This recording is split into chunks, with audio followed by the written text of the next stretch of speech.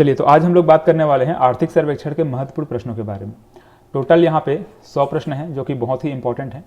आज हम लोग 50 प्रश्नों को देखने वाले हैं और बाकी का जो 50 प्रश्न है इसका एक दूसरा वीडियो बनेगा, मतलब कि इसको हम लोग 2 पार्ट में कवर करने वाले हैं।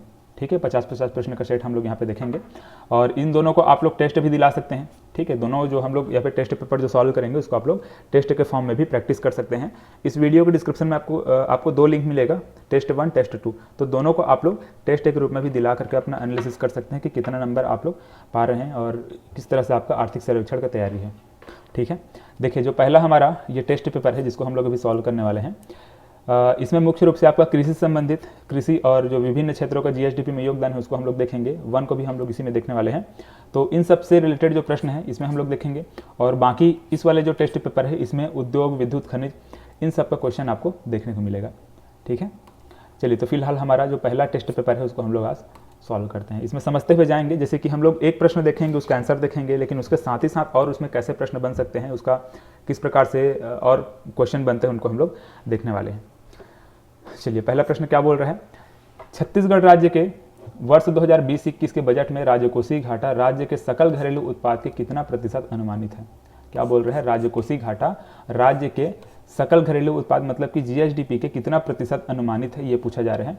तो डायरेक्ट इसको याद रखिएगा आप लोग, 4.56%। ठीक है, इसके आगे पीछे और कोई प्रश्न नहीं बनने वाला, पूछा जाएगा तो यही पूछा जाएगा, राजकोषीय घाटा राज्य के सकल घरेलू उत्पाद के कितना प्रतिशत अनुमानित है। ठीक है, तो याद रखिएगा 4.56%। चलिए अगला प्रश्न क्या बोल रहे हैं, छत्तीसगढ़ के सकल घरेलू उत्पाद में स्थिर मूल्य पर वर्ष 2020-21 में आर्थिक वृद्धि दर कितना अनुमानित है। ठीक है, ध्यान दीजिएगा, यहाँ पे स्थिर मूल्य पर बोला गया है और क्या पूछा जा रहा है, आर्थिक वृद्धि दर। तो छत्तीसगढ़ का जो आर्थिक वृद्धि दर 2020-21 के लिए कितना है, मतलब आर्थिक सर्वेक्षण 2020-21 में -1.77%। ठीक है, तो इसको याद रखिएगा, ऋण 1.77% क्या है, आर्थिक वृद्धि दर स्थिर मूल्य पर। अगर प्रचलित मूल्य पर अगर पूछा जाए तो ये 1.54%। ठीक, इसको भी याद रखिएगा, ये क्या है, प्रचलित मूल्य पर 1.54% है और स्थिर मूल्य पर -1.77% है। ठीक है, ये क्या है, छत्तीसगढ़ का आर्थिक वृद्धि दर है। चलिए अब देखिए इसके बाद क्या है, छत्तीसगढ़ के सकल घरेलू उत्पाद में स्थिर कीमतों पर वर्ष 2020-21 में कृषि एवं संबद्ध क्षेत्रों का योगदान क्या अनुमानित है। देखो, कृषि एवं संबद्ध क्षेत्रों का ये पूछा जा रहा है और ये भी स्थिर कीमतों पर पूछा गया है। तो इसका आंसर क्या है, 17.64%। देखिए यहाँ पे ध्यान देना है आपको।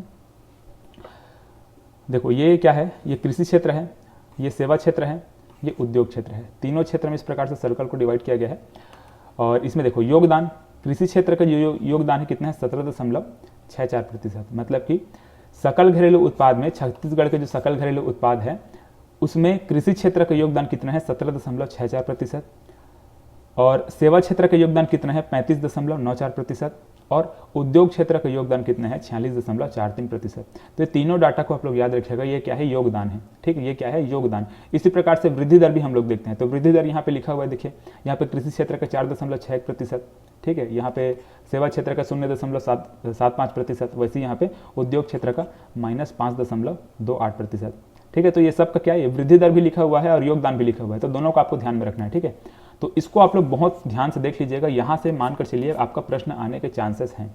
ठीक है, यहाँ पे बहुत ज़्यादा चांसेस है कि यहाँ से प्रश्न पूछे, बहुत इंपॉर्टेंट ये जितना भी यहाँ पे डाटा लिखा है वो सब है। देखिए तो हम लोगों ने क्या देखा, कृषि क्षेत्र का योगदान हम लोगों ने समझा कितना है, 17.64%। आंसर कौन सा है, ये वाला है। अब इसी में और याद रखिएगा जो योगदान है कृषि क्षेत्र का, तो हम लोगों ने क्या समझा, कृषि क्षेत्र का योगदान ये इतना है, लेकिन कृषि के अंदर और भी ये डाटा आते हैं। जैसे कि हम फसल की बात करें, पशुपालन की बात करें, वानिकी और मछली पालन, ये सब को मिला दिया जाए तब ये क्या बनता है, कृषि बनता है। मतलब अगर मैं कृषि बोल रहा हूँ तो आप लोगों को इसको फसल नहीं समझना है, अगर मैं फसल बोल रहा हूँ तो आपको कृषि नहीं समझना है, क्योंकि कृषि के अंदर ही आपका फसल भी आता है, पशुपालन भी आता है और मछली पालन, वानिकी और मछली पालन, ये चारों को मिलाएंगे तब कहीं जाकर ये क्या बनता है, कृषि बनता है।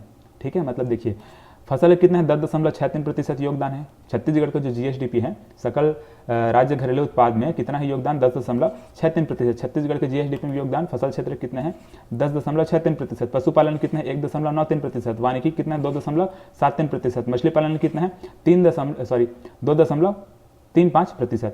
तो इस प्रकार से ये सभी का योगदान है, मतलब कि ये सभी का क्या है, छत्तीसगढ़ के जीएसडीपी में योगदान है। सबको मिला देंगे तो कितना आ जाएगा, 17.64% आ जाएगा, जो कि कृषि क्षेत्र का योगदान है। ठीक है। देखो यहाँ पे एक कन्फ्यूज़न हमेशा होता है कि वानिकी और ये मछली पालन और वानिकी ये दोनों का लगभग आपको सेम टाइप के दिख रहे हैं, मतलब कि 2.73 है और ये कितना है 2.35 है, जिसको आप लोगों को याद ऐसे रखना है। देखो यहाँ पे वानिकी लिखा हुआ है, वानिकी में से आप लोग व को उठाइए, ठीक है, यहाँ का क्या है व को उठाइए, और यहाँ पे 7 लिखा हुआ है 7, ठीक है 7 मतलब कि इसको इंग्लिश में क्या बोलेंगे 7 बोलेंगे, तो 7 में भी व आ रहा है, तो दोनों का व को रिलेट करिएगा। 7 मतलब कि वानिकी से पूछा जा रहा है, मतलब कि वानिकी के बारे में बात किया जा रहा है, ऐसे आप लोग याद रखेंगे। वरना देखिए ये भी वैसी टाइप के दिख रहा है, ये भी वैसी टाइप के दिख रहा है, तो कन्फ्यूज जाएंगे। तो मछली पालन का आप लोग फिर समझ में आ जाएगा कि हाँ 2.35% है।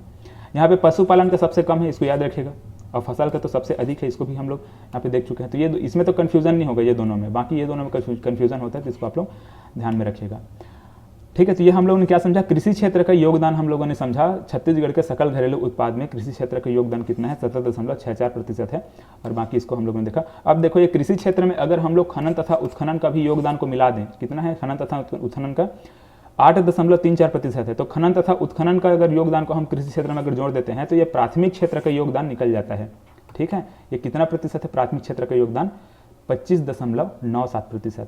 देखो हम लोग अब तीन प्रकार से यहाँ पे देखते हैं कौन कौन सा प्राथमिक क्षेत्र, द्वितीय क्षेत्र और तृतीय क्षेत्र, ठीक है। तो प्राथमिक क्षेत्र का योगदान हम लोगों ने क्या समझा यहाँ पे 25.97%। अब पहले इसको यहाँ पे समझते हैं पहले, ठीक है, A to Z यहाँ पे क्लियर हो जाएगा। देखो ये क्या है, कृषि है, ये क्या है सेवा है, और ये क्या है उद्योग है, ठीक। ये 3 प्रकार से यहाँ पे है। अब हम लोग इसको कृषि, सेवा, उद्योग इस प्रकार से ना बोलकर मैं क्या बोलूँगा, प्राथमिक क्षेत्र, द्वितीय क्षेत्र, तृतीय क्षेत्र।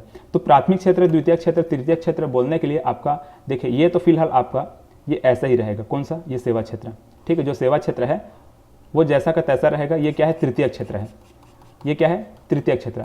अब बाकी सिर्फ आपको दिक्कत किस में है, आपका कृषि और उद्योग में है।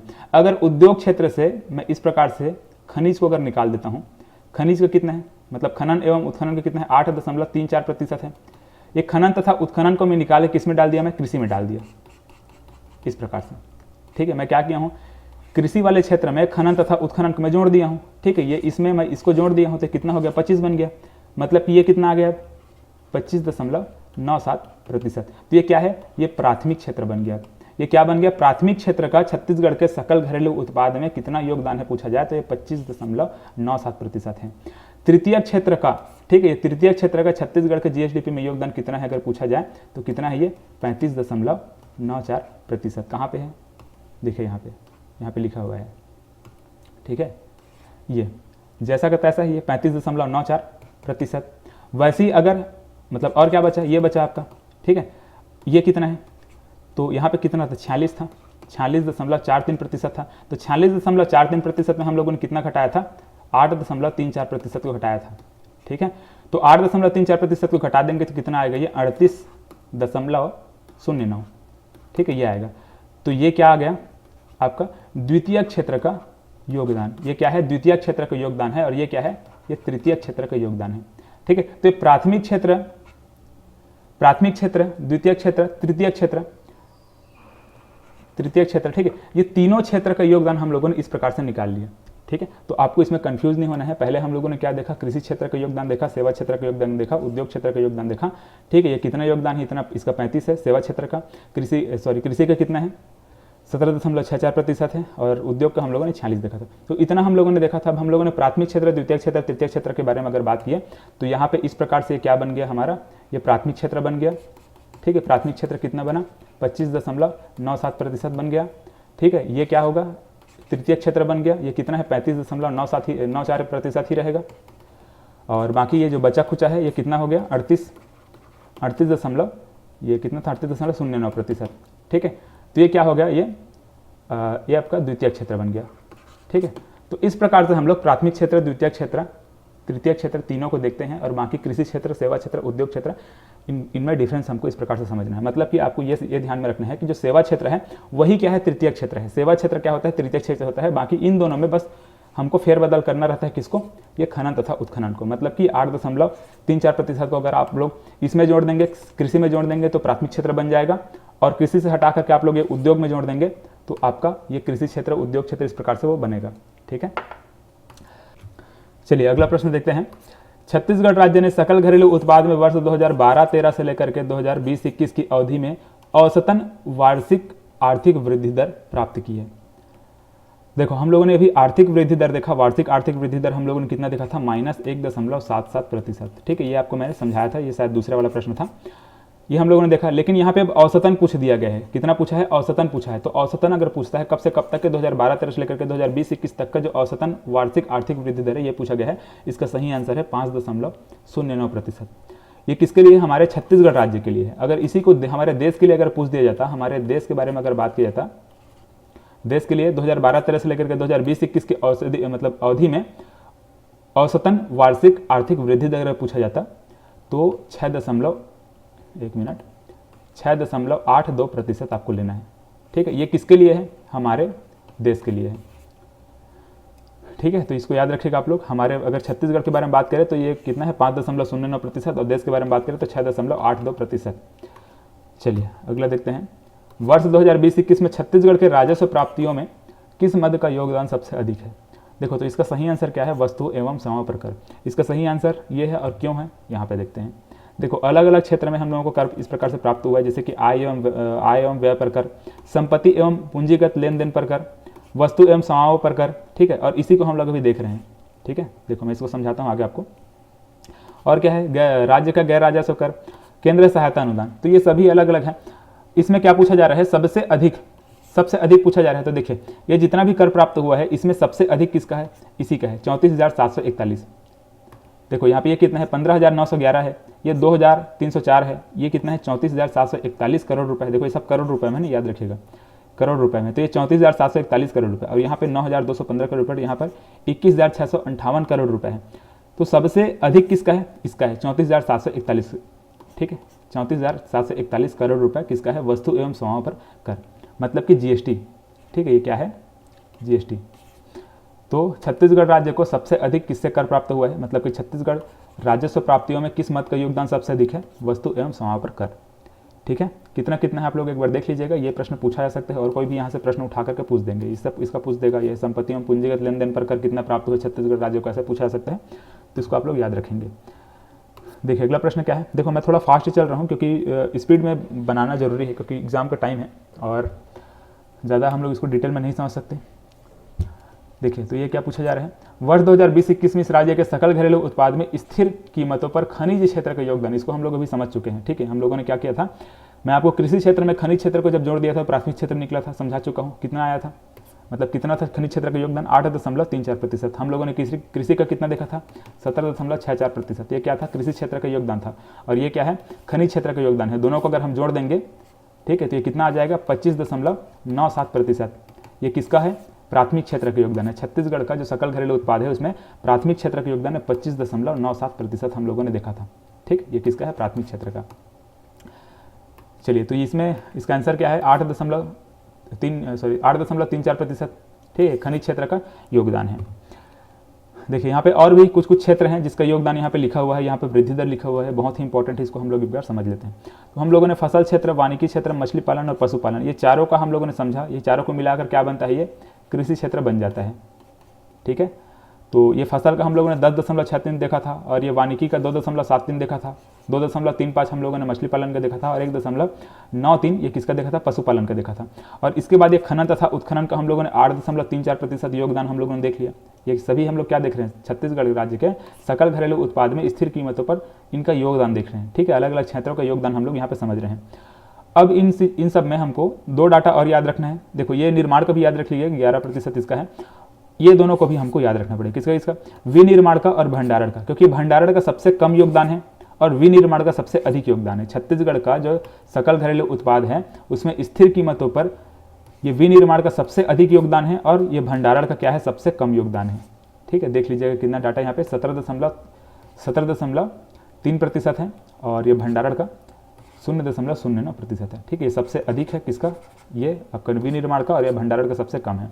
इसी प्रकार से इसका वृद्धि दर भी निकलता है। तो वृद्धि दर में सबसे अधिक याद रखिएगा पशुपालन का है, सबसे अधिक पशुपालन के आगे इसका प्रश्न भी आएगा, और खनन तथा उत्खनन का सबसे कम है। तो इन दोनों को आपको विशेष करके ध्यान में रखना है।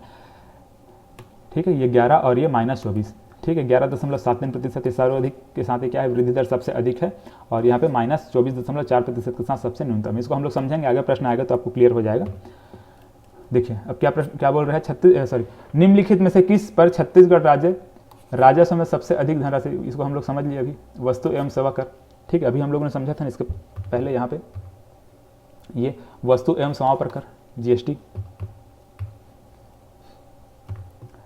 देखो क्या बोल रहे हैं, वर्ष 2020-21 में छत्तीसगढ़ राज्य की स्वयं का कर राजस्व कितना है, स्वयं का कर राजस्व। अब देखिए यहाँ पे इसको समझिए पहले, राज्य के स्वयं का कर राजस्व, ठीक है, 26,155, ठीक है, 26,155 करोड़ रुपए क्या है, छत्तीसगढ़ राज्य का स्वयं का कर राजस्व है। ठीक है, 26,155 करोड़ रुपए छत्तीसगढ़ राज्य का स्वयं का कर राजस्व है। केंद्रीय करों में हिस्सा, मतलब कि केंद्रीय जो केंद्र के द्वारा कर प्राप्त होता है उसमें छत्तीसगढ़ का हिस्सा कितना है, 26,803 करोड़ रुपए। ठीक है, 26,803 करोड़ रुपए क्या है, केंद्रीय करों में छत्तीसगढ़ का हिस्सा है। और कुल मिलाकर के जो कर होगा, मतलब कि कर राजस्व, ये दोनों को हम लोग अगर जोड़ देंगे तो क्या बन जाएगा, कर राजस्व बन जाएगा। ये 52,958 करोड़ रुपए क्या है, ये छत्तीसगढ़ का कर राजस्व है। तो यहाँ पे ये प्रश्न बनता है कि छत्तीसगढ़ का कर राजस्व कितना है, छत्तीसगढ़ का गैर कर राजस्व कितना है। ठीक है, ये दो प्रकार से और प्रश्न बनता है, तो ये दोनों को भी आपको विशेष करके याद रखना पड़ेगा। हम लोग यहाँ पर जो समझे थे, ठीक है ना, ये समझे थे, इसको भी आपको याद रखना पड़ेगा, क्योंकि ये अलग अलग डाटा लिखा हुआ है। क्योंकि देखिए आय एवं व्यय पर कर है, संपत्ति एवं पूंजीगत लेन देन पर कर है, वस्तु एवं सेवा पर कर है। तो इस प्रकार से डाटा लिखा गया था, लेकिन इसी को ये दूसरे फॉर्म में यहाँ पे ये लिखा गया है। ठीक है, तो इसमें क्या है, देखो कर राजस्व एवं गैर कर राजस्व दोनों के हिसाब से यहाँ पे लिखा गया है। यहाँ पे ऊपर में जो भी दिया गया है वो क्या है, कर राजस्व है, नीचे में जो भी दिया गया है वो क्या है, गैर कर राजस्व है। तो छत्तीसगढ़ राज्य का कर राजस्व कितना प्राप्त हुआ है पूछा जाता है, वैसे गैर कर राजस्व कितना प्राप्त हुआ है पूछा जाता है। तो दोनों डाटा को आपको याद रखना बहुत इंपॉर्टेंट नहीं है, ये और ये। ठीक है, बहुत ही इंपॉर्टेंट है। अब इसमें देखो ये क्या पूछा गया है, स्वयं का कर राजस्व पूछ दिया है, स्वयं का कर राजस्व पूछा है। तो स्वयं का कर राजस्व मतलब कि छत्तीसगढ़ राज्य स्वयं छत्तीसगढ़ में कितना कर प्राप्त करता है, ये मतलब कितना प्राप्त किया है, 26,155 करोड़ रुपए प्राप्त किया है। और बाकी केंद्र के द्वारा जो कर प्राप्त किया गया है उसमें छत्तीसगढ़ का जो हिस्सा है वो कितना, 26,803 करोड़ रुपए। तो जब ये पूछा जा सकता है तो ये भी पूछा जा सकता है, केंद्रीय करों में हिस्सा। ठीक है, ये भी पूछा जा सकता है।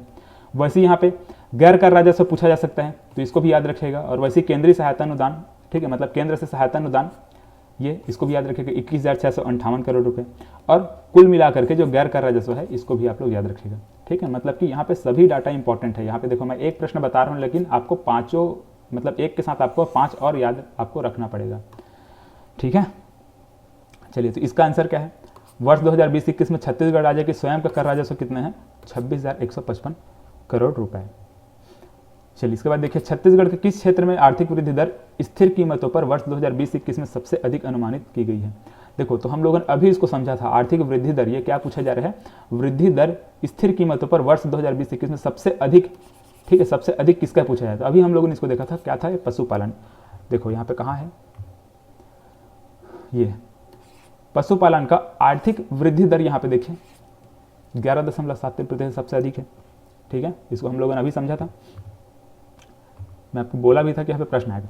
तो छत्तीसगढ़ राज्य के किस क्षेत्र में आर्थिक वृद्धि दर स्थिर कीमतों पर वर्ष 2020-21 में सबसे अधिक है, किसका, ये पशुपालन का है। ठीक है, चलिए आगे समझते हैं इसको। मतलब देखो याद भी रख लीजिएगा, 11.73% यहाँ पे जो लिखा हुआ है ये, इसको। और सबसे कम है, अगर यहाँ पे पूछा जाता है इसी डाटा, इसको अगर पूछ दिया जाता है, यहाँ पे सबसे अधिक है तो सबसे अगर कम पूछ दिया जाता, ठीक है, तो सबसे कम आपको याद रखना है खनन तथा उत्खनन का -24.4%। ठीक है, सबसे कम वृद्धि दर अगर बात किया जाए, आर्थिक वृद्धि दर की अगर बात करते हैं तो यहाँ पे -24.4% के साथ ये क्या है, खनन तथा उत्खनन का सबसे कम है, और ये पशुपालन का सबसे अधिक है, यहाँ पे 11.73%। ठीक है, चलिए अब इसके बाद देखिए और क्या है, राजकीय उत्पाद में आर्थिक क्षेत्रों का योगदान बताइए। देखो ये क्रम बताना है इसमें हमको, इसको हम लोग समझ चुके हैं, बहुत डिटेल में हम लोग समझ चुके हैं।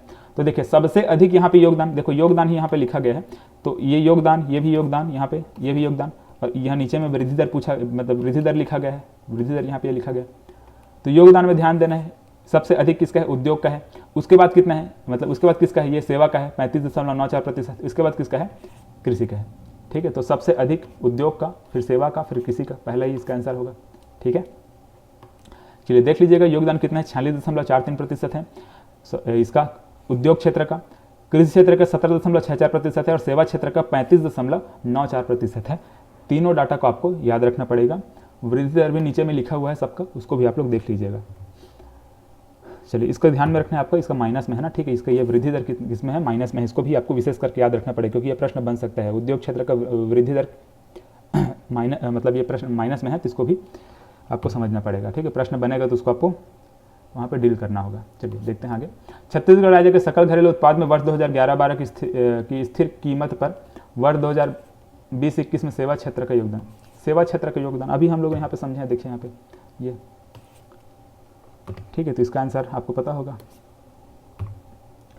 चलिए इसके बाद देखिए, सकल राज्य घरेलू उत्पाद में प्रति व्यक्ति आय प्रचलित भाव पर कितना है।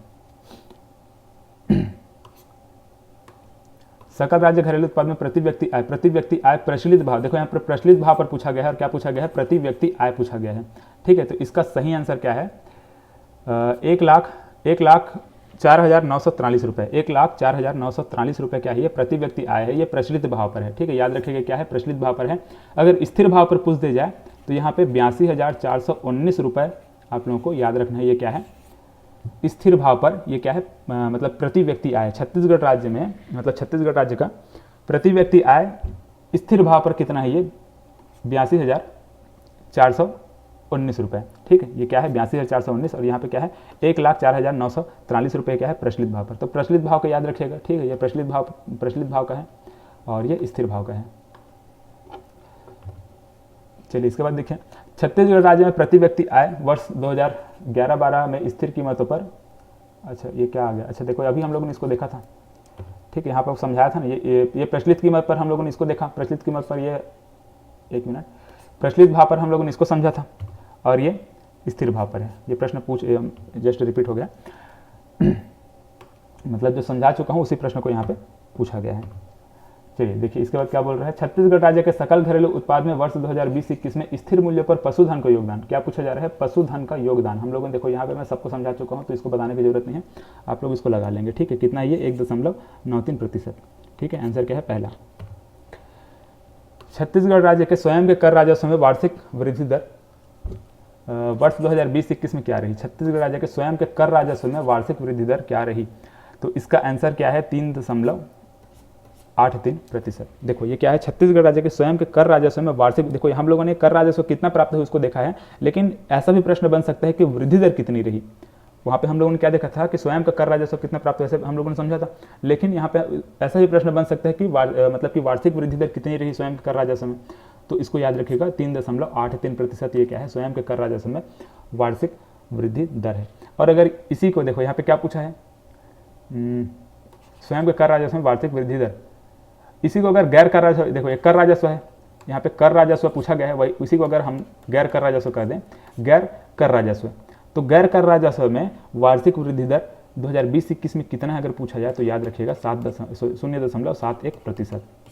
ये क्या है, गैर कर राजस्व है। गैर कर राजस्व में छत्तीसगढ़ राज्य का ये क्या है, वार्षिक वृद्धि दर है, ठीक है। तो दोनों डाटा को याद रखिएगा, कर राजस्व में आपका कितना है, ये इतना है, और गैर कर राजस्व में कितना है 0.71%। तो ये दोनों इंपॉर्टेंट है, दोनों में से कोई भी पूछा जा सकता है।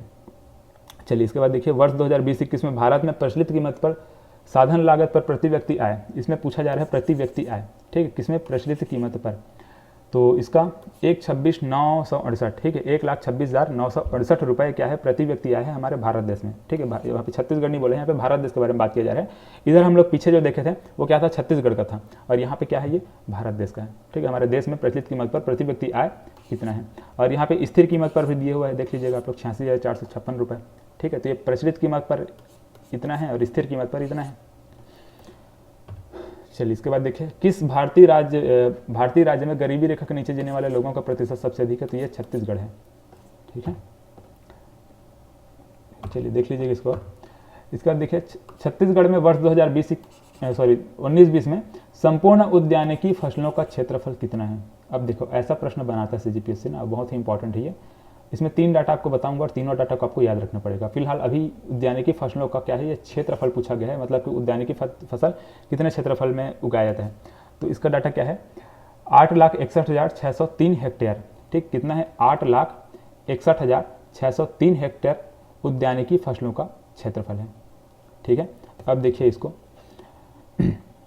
देखो ये क्या है, उद्यानिकी फसलों का ये क्षेत्रफल हम लोग देखें कितना है, 8,61,603 हेक्टेयर, ठीक है। ये उद्यानिकी फसलों का कुल रकबा अगर पूछा जाए, या फिर कुल क्षेत्रफल, कितने क्षेत्रफल में उद्यानिकी फसल उगाया जाता है, ऐसे पूछा जाए, तो ये डाटा को आपको लेना है, ठीक, इंपॉर्टेंट है ये, बहुत इंपॉर्टेंट है, आंसर इसका ये वाला है। अब इसके अलावा देखिए उद्यानिकी फसलों का कुल उत्पादन अगर पूछ दिया जाए, हम लोगों ने अभी क्या देखा है, अभी क्षेत्रफल हम लोग समझे कितने क्षेत्रफल में उद्यानिकी फसल उगाए जाते हैं। अगर वैसी अगर पूछ जाए उद्यानिकी फसल का कुल उत्पादन कितना है अगर पूछा जाए, ठीक है, 2019-20 में, तो याद रखिएगा यहाँ पे देखो बड़ा सा डिजिट लिखा हुआ है, लेकिन इसको आपको सिंपल ऐसे पढ़ना है, 101.79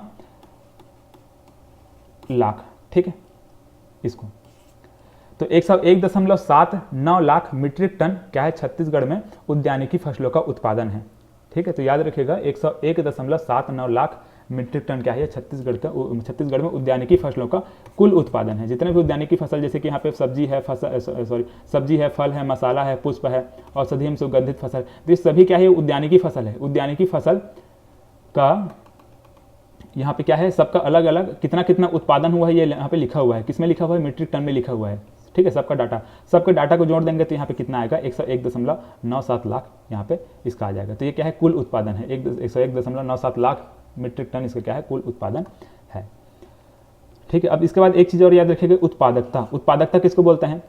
उत्पादकता देखो यहाँ पे 11.84 मीट्रिक टन प्रति हेक्टेयर, मतलब कि प्रति हेक्टेयर में कितना मीट्रिक टन उत्पादन हुआ है उसको बोलते हैं उत्पादकता।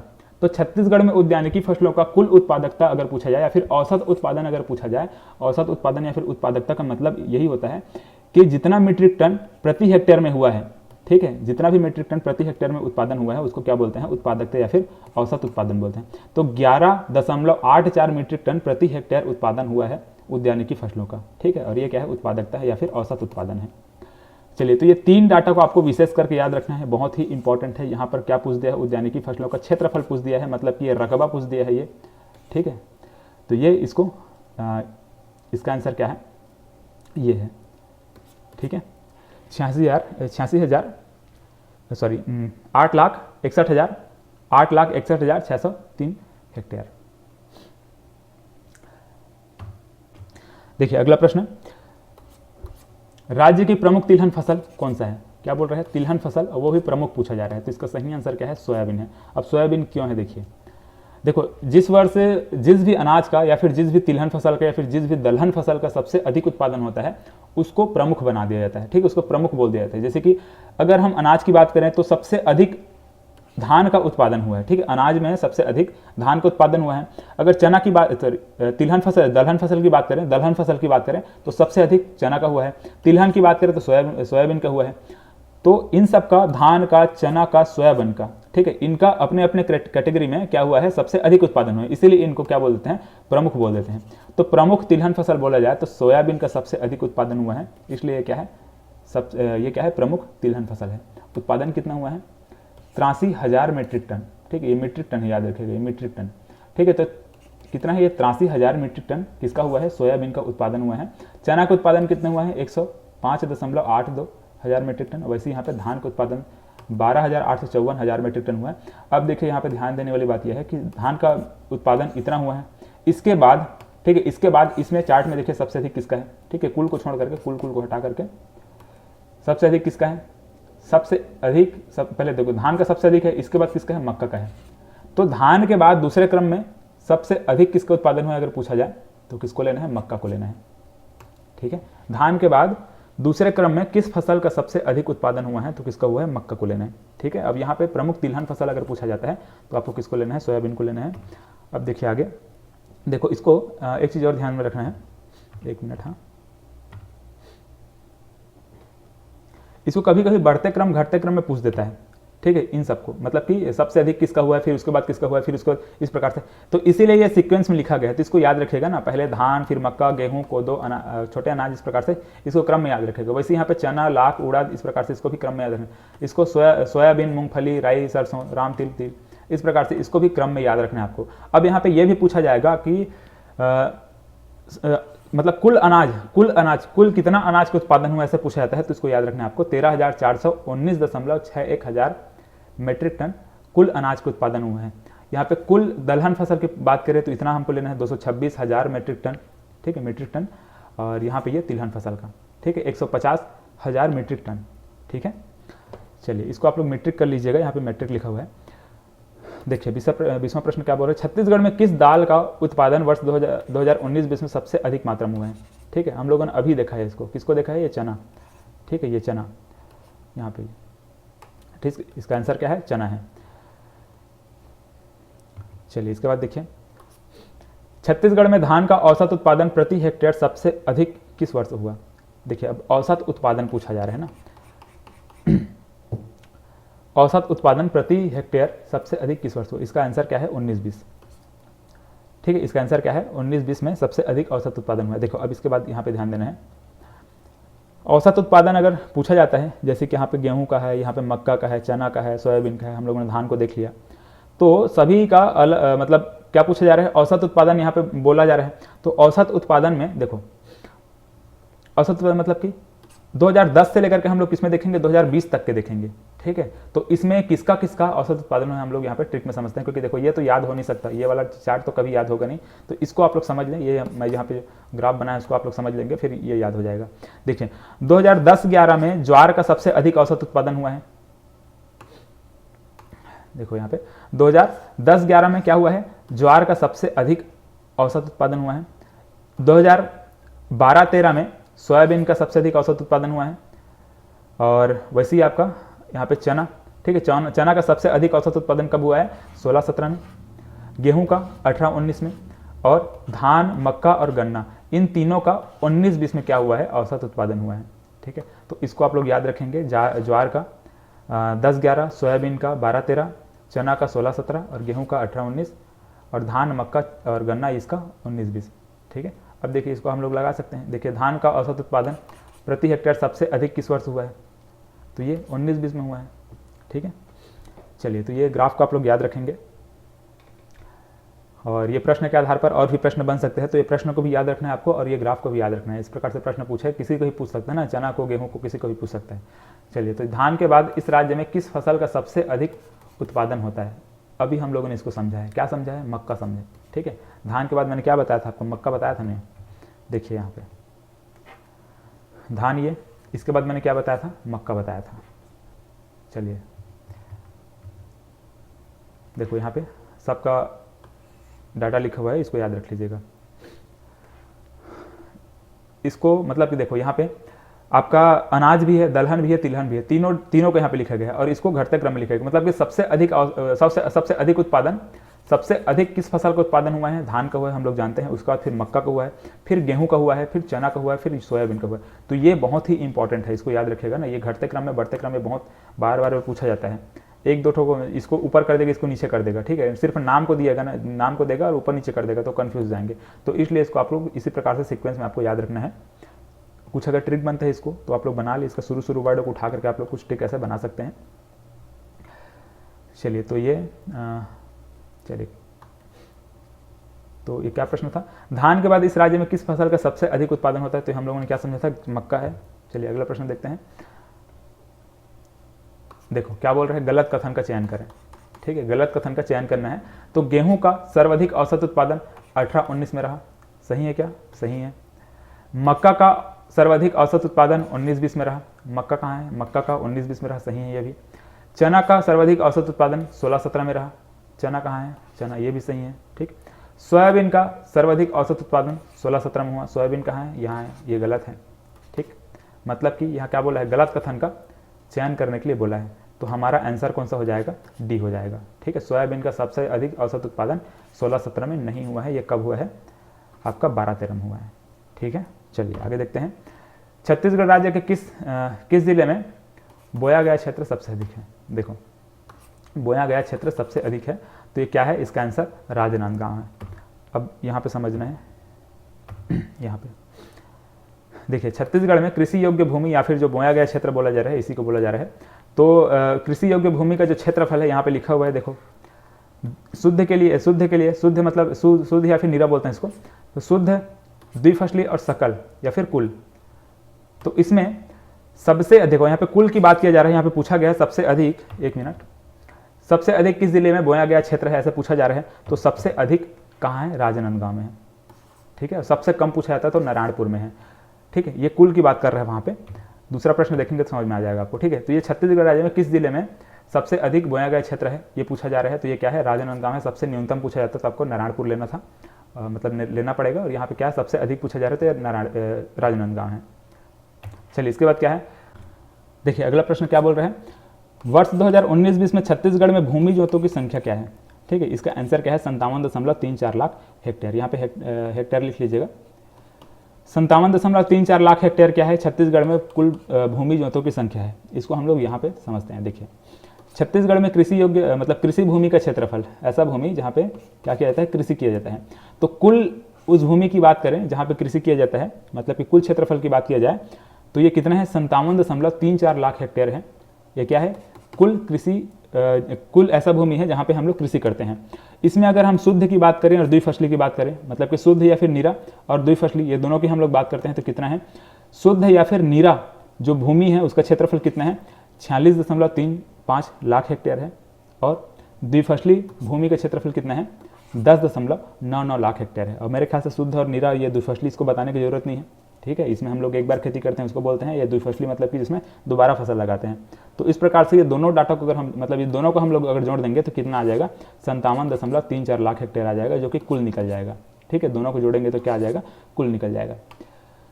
चलिए तो ये क्या है, कृषि भूमि का क्षेत्रफल है, ठीक है। कुल इतना है और बाकी शुद्ध या फिर निरा और द्विफसली इतना है, ठीक है। तो इनको याद रखिएगा। अब देखिए इनमें ये प्रश्न क्या बोल रहा है, छत्तीसगढ़ में सबसे कम कृषि योग्य भूमि निम्न में से किस जिले में है, ठीक है। सबसे कम कृषि योग्य भूमि किस जिले में है, तो इसका सही आंसर क्या है आपका, नारायणपुर। कैसे है, देखो यहाँ पे आप लोग इसको और इसको ध्यान देंगे, ठीक है। हम लोग कृषि योग्य भूमि बोल रहे हैं, यहाँ पे ये नहीं बोला गया कि शुद्ध या फिर द्विफसली, कुछ नहीं बोला है, शुद्ध नीरा द्विफसली यहाँ पे कुछ नहीं बोला गया है। तो हम लोग क्या समझेंगे कि सकल या फिर कुल के बारे में बात किए जा रहे हैं। तो सबसे अधिक भूमि कहाँ है, राजनांदगांव में है, और सबसे कम कहाँ है, नारायणपुर में है। मतलब कृषि योग्य भूमि सबसे अधिक कहाँ है, राजनांदगांव में है, और कृषि योग्य सबसे कम भूमि कहाँ है, नारायणपुर में है। तो इसको याद रखिएगा। और वैसे ही अगर आपका शुद्ध और नीरा में, शुद्ध नीरा या फिर द्विफसली पूछ दिया, जैसे कि आपको पूछ दिया जाएगा, यहाँ पे आगे शायद प्रश्न होगा इधर, चलिए उधर देखेंगे, फिलहाल यहाँ पे समझते हैं। मानकर चलिए अगर पूछ देता है द्विफसली में, ठीक है, द्विफसली में अगर बात कर दिया जाए कि सबसे अधिक भूमि कहाँ है या फिर सबसे कम भूमि कहाँ है, तो सबसे कम बीजापुर में है, सबसे अधिक राजनांदगांव में। देखो यहाँ पे राजनांदगांव सब में अधिक है, ठीक है। राजनांदगांव क्या है, सब में अधिक है। और न्यूनतम में नारायणपुर, और बीच में क्या है, यहाँ पे बीजापुर है। तो बीजापुर क्या है, द्विफसली भूमि की अगर हम बात करते हैं तो सबसे कम कहाँ है, बीजापुर में है। और अगर हम एक फसली मतलब कि शुद्ध या फिर नीरा की बात करते हैं और कुल की बात करते हैं, यहाँ पे नारायणपुर है। और बाकी राजनांदगांव इसमें सब में अधिक है। मतलब कि सबसे अधिक जो कृषि योग्य भूमि कहाँ है, राजनांदगांव में, या फिर मतलब चाहे उसको शुद्ध में बात करें या फिर द्विफसली में बात करें। देखिए अब छत्तीसगढ़ में कृषि मशीनरी प्रयोगशाला को किस स्थान पर स्थापित किया गया है, सही आंसर इसका रायपुर है। रायपुर में कृषि मशीनरी प्रयोगशाला को स्थापित किया गया है। देखिए अगला प्रश्न क्या बोल रहे हैं, छत्तीसगढ़ में वर्ष 2020-21 में राज्य के सकल घरेलू उत्पाद में फसलों का योगदान, ठीक है, फसलों का योगदान स्थिर मूल्य पर कितना है। तो इसको हम लोग बार बार पढ़ चुके हैं, 10.63%। मैं आपको बताया था कि कृषि क्षेत्र का जो योगदान है कितना है, 17.64% में समझाया था। और इसी के अंदर आपका फसल पशुपालन, मछली पालन, वानिकी, ये चारों का चारों इसी के अंदर आता है। जिसमें अगर फसल की बात करें तो कितना है, 10, ठीक है, यहाँ पे क्या लिखा है, 63%। मछली पालन की अगर बात करते हैं तो 2.35%, ठीक है। वानिकी की बात करते हैं तो 2.73%। वानिकी से मैं यहाँ पे बताया था आपको, व से वानिकी और 7 से यहाँ पे 7 से व, ठीक है। तो इस प्रकार से इसको मैं समझाया था। इसके बाद क्या बचा, पशुपालन का मैंने समझाया था 1.93%। तो ये पशुपालन का, ये वानिकी का, ये मछली पालन का, ये फसलों का, ठीक है। तो ये इस प्रकार से हम लोगों ने समझा था। इनका आप लोग याद रखिएगा, बहुत इंपॉर्टेंट है ना, योगदान है छत्तीसगढ़ के जीएसडीपी में। देखो ये यहाँ पे इसको पूरा सब लिखा हुआ है, ठीक है। चलिए तो इसका आंसर क्या है, ये है, ठीक है। इनको देख लीजिएगा, इस प्रकार से मैं समझा चुका हूँ इन सबको। इसके बाद देखिए इस राज्य का सबसे कम द्विफसली वाला जिला, देखो मैं अभी जो समझा रहा था वही चीज़ यहाँ पे है। सबसे कम द्विफसली वाला जिला आपको यहाँ पे बीजापुर है, ठीक है। सबसे कम द्विफसली, कम बोला जा रहा है और क्या बोला है, द्विफसली बोला जाता है। द्विफसली कहाँ है, ये द्विफसली है। द्विफसली वाले श्रेणी में देखा है तो बीजापुर सबसे कम है, सबसे राजनांदगांव है। इसका आंसर क्या हो जाएगा, बीजापुर हो जाएगा। चलिए इसके बाद देखिए कम्युनिटी फेसिंग योजना कब शुरू की। तो यार कभी कभार ऐसा प्रश्न पूछ देता है कि योजना कब शुरू की गई है, तो इसको भी आप लोग देख लीजिएगा। तो ये 16-17 में इसका ये योजना, कम्युनिटी फेसिंग योजना शुरू की गई है।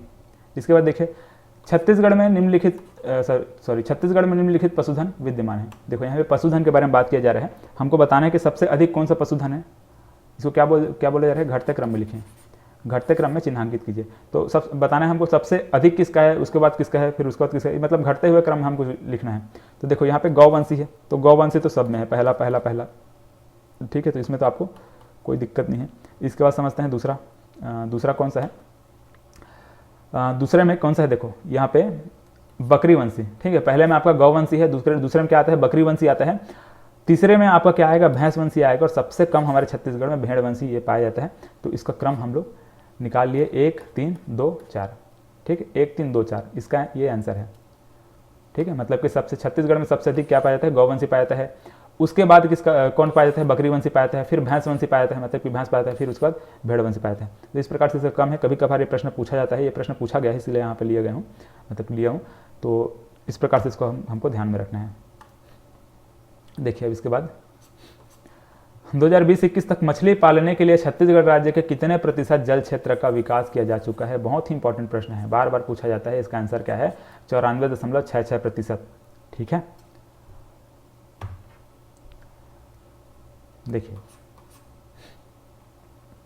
वर्ष 19-20 में छत्तीसगढ़ राज्य के सकल घरेलू उत्पाद में वानिकी का योगदान, देखो हम लोग इसको बार बार देख रहे हैं, मतलब क्योंकि देखो इसको समझना इसलिए जरूरी है क्योंकि ये प्रश्न पूछा जाएगा, ठीक है। 2.73%, 7 से मैंने बताया था ना, 7 से वानिकी, ठीक है, 7 का बार इसका बार। छत्तीसगढ़ राज्य का कितना प्रतिशत क्षेत्र वनों से आच्छादित है। अब देखो इधर वनों के बारे में प्रश्न पूछा गया है, तो कितना प्रतिशत वनों से आच्छादित है, तो 44.21%।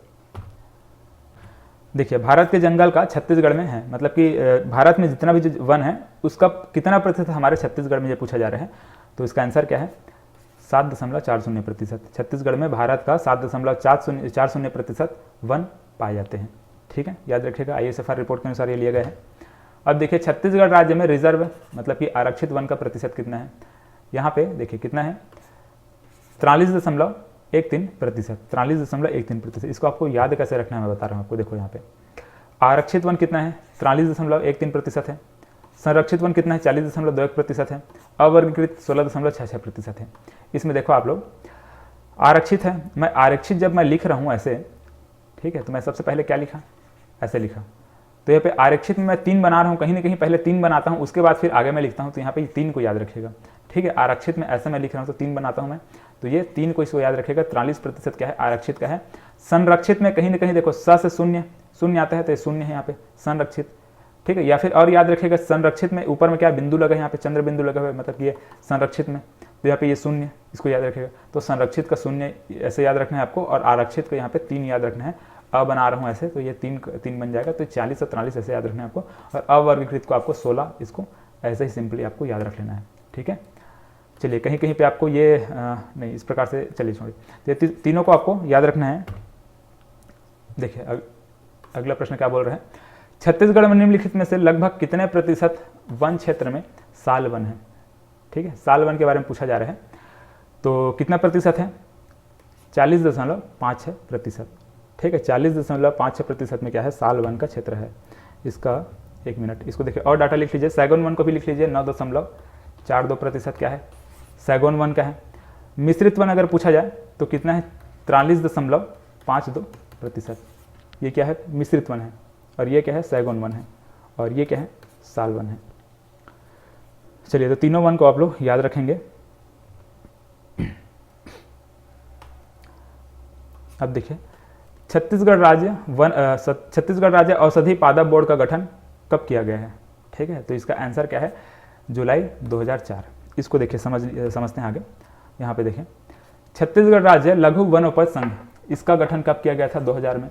छत्तीसगढ़ वन विकास निगम, इसका गठन किया गया था मई 2001 में। और छत्तीसगढ़ राज्य वन औषधि पादप बोर्ड का 2004 में, छत्तीसगढ़ राज्य जैव विविधता बोर्ड का 2006 में। अब इसको याद हमको कैसे रखना है, देखिए यहाँ पे वन विकास निगम, देखो यहाँ पे 2001 है, वन है, यहाँ पे क्या है, वन है।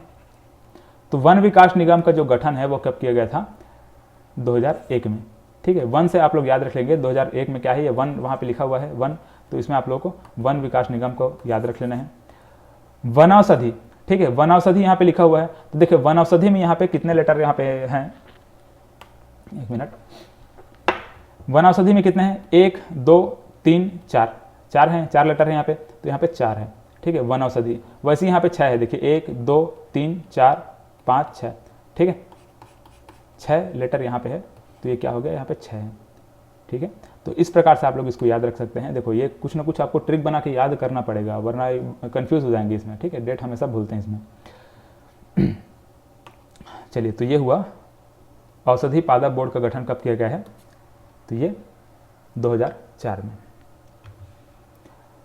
इसके बाद देखें, छत्तीसगढ़ राज्य के कितने वन मंडल में होम हर्बल गार्डन की स्थापना की गई है, इसका सही आंसर क्या है, 14, ठीक है। इसको डायरेक्ट आप लोगों को ऐसे याद रखना पड़ेगा। इस राज्य में निम्नलिखित में से किस प्रजाति के वन अधिकतर पाए जाते हैं, ठीक, अभी हम लोगों ने समझा है, क्या समझा है, साल वन, ठीक है, साल वन सबसे अधिक पाए जाते हैं। देखो यहाँ पे मैं क्या बताया था आपको, साल वन बताया था, सैगुन वन बताया था, ठीक है, साल सैगुन इसको हम लोगों ने समझा था। सैगुन हम लोगों ने कितना समझा था, 9.42%, ठीक है। साल वन को हम लोगों ने कितना देखा था, ये 40.56%, ठीक है, ये क्या था, साल वन था, और ये क्या था, सैगुन वन। इसको हम लोगों ने देखा सबसे अधिक कौन सा वन पाया जाता है, साल वन पाया जाता है। देखो मिश्रित वन को यहाँ पे नहीं लेना है ना, क्योंकि यहाँ पे देखो बीजा साल और भी मतलब बीजा बांस यहाँ पे और भी वन दिए गए हैं, तो मिश्रित वन को हम लोगों को यहाँ पे छोड़ देना है। किसको मतलब किनके बीच में पूछा जा रहा है, इन सब के बीच में पूछा जा रहा है, तो हमको यहाँ पे साल वन को लेना है, ठीक है।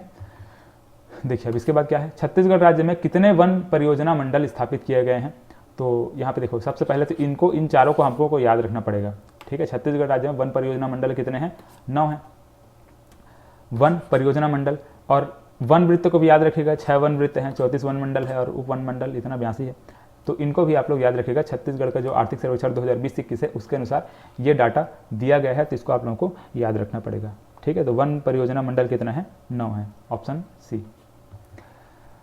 छत्तीसगढ़ में किस जिले में सिंचाई सुविधा सबसे कम है, सबसे कम सिंचाई सुविधा कहाँ है, तो ये कहाँ है, दंतेवाड़ा में है।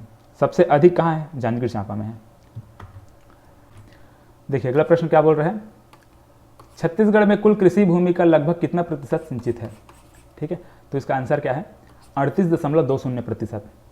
देखिए नीचे में सभी स्रोतों से 38.20% जो क्षेत्र है इसमें सिंचाई सुविधा उपलब्ध है, ठीक है। और अगर देखो ये सभी स्रोतों से यहाँ पे पूछा गया है, अगर शुद्ध और नीरा अगर पूछ दिया जाए तो 33% क्षेत्र को हमको लेना है, ठीक है। लेकिन फिलहाल इसमें आपको दिमाग नहीं खपाना है, आपको बस इसको याद रखें, ये इंपॉर्टेंट है बस, ठीक है, 38.20%। अब थोड़ा सा इसको और समझ लेते हैं। अगर सिंचाई के बारे में बात करते हैं तो और क्या क्या प्रश्न बन सकते हैं इसमें, हम लोग उसको देख लेते हैं। देखो तो पहले तो ये कृषि के बारे में 2 डाटा दिया गया है। ये छत्तीसगढ़ में 80% जनसंख्या कृषि पर जीवन यापन करते हैं। कृषक परिवार छत्तीसगढ़ में कितने हैं, 37.48 लाख कृषक परिवार है हमारे छत्तीसगढ़ में। अब इसके बाद कृषि में देखिए सिंचाई स्रोत 52% क्षेत्र में नहरों के माध्यम से सिंचाई होता है, ठीक है। छत्तीसगढ़ में 52% क्षेत्र में क्या होता है, नहरों के माध्यम से सिंचाई होता है, और 29% क्षेत्र में क्या होता है, नलकूप के माध्यम से सिंचाई होता है। तो ये 2 डाटा को याद रखिएगा, बहुत ही इंपॉर्टेंट है, ये बार बार पूछा गया है, ठीक है, 52 और 29 को। अगर यहीं पे देखो नीरा की अगर बात कर दिया जाए, ठीक है, शुद्ध सिंचित क्षेत्र की अगर बात कर दिया जाता है, तो वहाँ पे ये इन सब डाटा को लेना पड़ जाएगा ना आपको। 56 को नहर के माध्यम से होता है, 56% क्षेत्र में नहरों के माध्यम से होता है, लगभग 57, ठीक है, 56.93 है। और यहाँ पे 40 नलकूप के माध्यम से होता है, ऐसे लेना पड़ेगा। तालाब में 1.18% जो क्षेत्र है उसमें तालाब के माध्यम से सिंचाई होता है। 1.03% क्षेत्र में क्या होता है, कुआं के माध्यम से सिंचाई होता है, ठीक है। तो ये नीरा अगर पूछ दिया जाए, फिर शुद्ध पूछ दिया जाए, तो ये 4 डाटा को हमको याद करना पड़ेगा, लेकिन इतना दिमाग नहीं खपाना है अभी, ठीक है। बस आप लोग इतना याद रखें कि कुल क्षेत्र में अगर पूछा जा रहा है तो आपको 52 और 29 को याद रखना है। और उसके अलावा अगर नीरा अगर बोल दिया जाता है वहाँ पे, तो फिर वहाँ पे आप लोगों को इन सब डाटा में आना पड़ेगा, ठीक है। चलिए शुद्ध सिंचित क्षेत्र और नीरा सिंचित क्षेत्र इस प्रकार से पूछा जाता है, तो अगर नीरा की बात कर देता है तो हम लोगों को इन सब डाटा को लेना पड़ेगा, ठीक है। इनको एक एक बार आप लोग देख लेंगे। नहरों के लिए 56.93% है, नलकूप के लिए 40% है, तालाब के लिए 1.81% है, और कुआं के लिए 1.03% है। इनको देख लीजिएगा, ठीक है। हम लोग इसको समझ चुके हैं। सभी स्रोतों से 38.20 क्षेत्र में सिंचाई सुविधा उपलब्ध है, ठीक। इसको हम लोग देख लें। कुल सिंचाई क्षमता, हमारे छत्तीसगढ़ का कुल सिंचाई क्षमता की अगर बात की जाए तो 21.21 लाख हेक्टेयर याद रखेगा। मतलब इसको 21 इस प्रकार से आपको याद रखना है, 21 लाख हेक्टेयर, ठीक है, 21.21 लाख हेक्टेयर। चलिए अब देखिए सन 2000 से लेकर के सन 2020 तक के 7.93 लाख हेक्टेयर की अभी तक वृद्धि हुई है, ठीक है। 10 साल में, सॉरी यहाँ पे 20 साल में टोटल कितने लाख हेक्टेयर की वृद्धि हुई है, इतने लाख हेक्टेयर की वृद्धि हुई, याद रखिएगा 7.93 लाख हेक्टेयर की वृद्धि हुई है। चलिए, तो ये हम लोगों ने क्या समझा, कुल कृषि भूमि का लगभग कितना प्रतिशत सिंचित है पूछा जाए तो हमको ये लेना है 38.20%।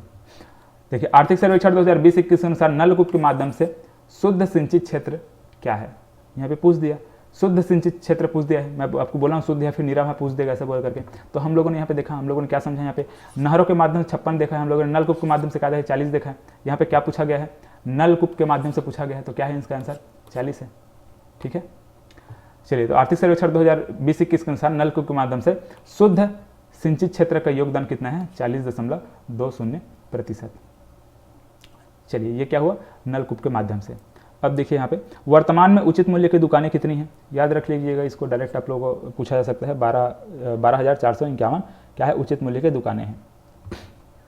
इसके बाद देखिए क्या पूछा जा रहा है, 2020-21 में छत्तीसगढ़ को जीएसटी से प्राप्त होने वाला राजस्व, छत्तीसगढ़ को जीएसटी से प्राप्त होने वाला, देखो हम लोगों ने इसको हम लोगों ने बहुत अच्छे समझा था और आप सभी को याद होगा 34,741 करोड़ रुपए छत्तीसगढ़ को जीएसटी से प्राप्त हुआ है। ठीक है, इसको मैंने बहुत अच्छे से समझा था आपको। यहाँ पे देखिए,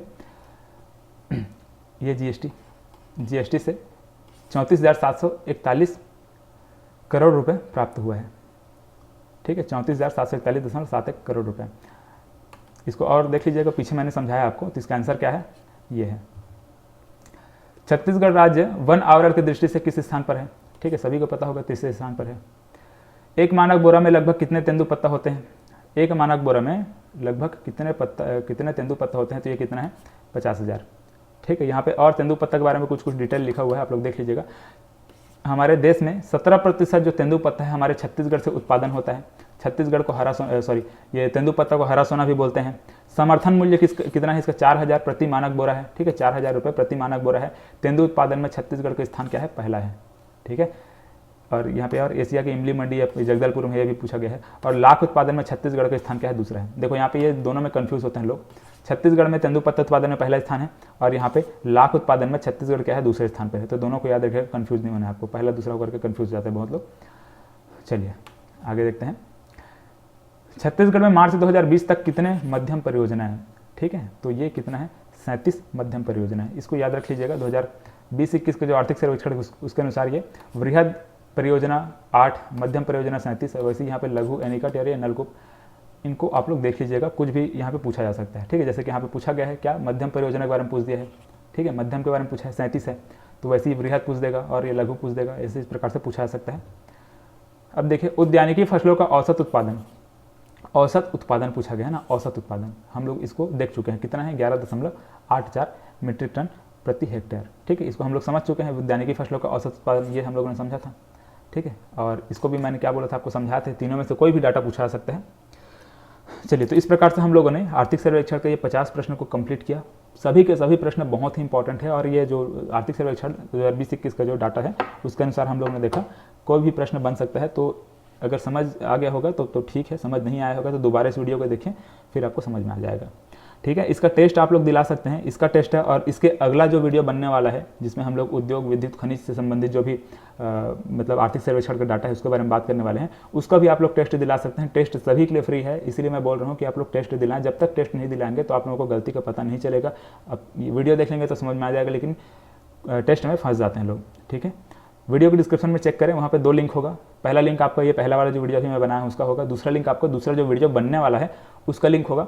दोनों टेस्ट आप लोग दिलाएं। दूसरा वीडियो को मैं दूसरा वीडियो मैं बनाऊंगा, लेकिन आप लोग उसको पहले टेस्ट दिला लेंगे, उसको और वीडियो बनाऊंगा तो और ज़्यादा मज़ा आएगा। ठीक है, चलिए तो मिलते हैं अगले वीडियो में।